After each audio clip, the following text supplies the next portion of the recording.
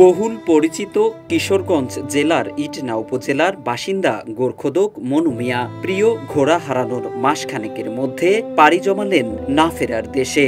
জীবদ্দশায় খুঁড়েছেন হাজার হাজার মানুষের কবর, তবে পূরণ হয়নি মনু মিয়ার শেষ ইচ্ছা।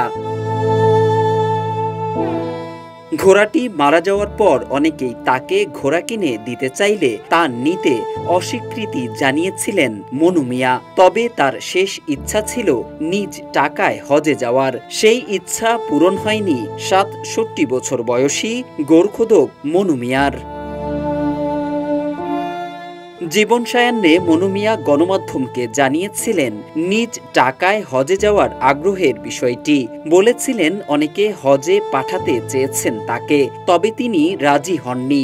আশা ছিল শীঘ্রই সুস্থ হয়ে নিজের টাকাতেই হজ ব্রত পালন করতে যাবেন পবিত্র ভূমিতে। রান্নায় আমার ভালোবাসা Jamuna gas stove. Jamuna gas stove, আধুনিক, নিরাপদ ও দীর্ঘস্থায়ী। মনু মিয়ার মৃত্যুর বিষয়টি নিশ্চিত করে ইটনা উপজেলার জয়সিন্ধি ইউনিয়ন পরিষদের প্যানেল চেয়ারম্যান বাহাউদ্দিন ঠাকুর জানান, শারীরিক অসুস্থতায় ঢাকায় চিকিৎসাধীন থাকার সময় গত মে মাসের মাঝামাঝি তার নিত্য সফরসঙ্গী ঘোড়ার মৃত্যুর পর থেকেই মনু মিয়া শারীরিকভাবে আরও দুর্বল হয়ে পড়েছিলেন। হাতে কবর খোঁড়ার যন্ত্র ও পিছনে ব্যাগ নিয়ে ঘোড়ার পিঠে করে ছুটে বেড়াতেন এই গ্রাম থেকে সেই গ্রামে। ছিল না খ্যাতি বা অর্থ উপার্জনের কোনো কারণ, যেন মৃতের কবর খোঁড়াই তার শখ।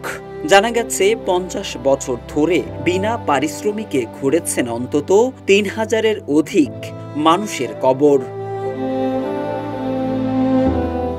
মাসখানেক আগে অসুস্থ হয়ে মনু মিয়া ভর্তি ছিলেন ঢাকার একটি বেসরকারি হাসপাতালে। চিকিৎসাধীন অবস্থায় দুর্বৃত্তরা মেরে ফেলে তার প্রিয় ঘোড়াটিকে।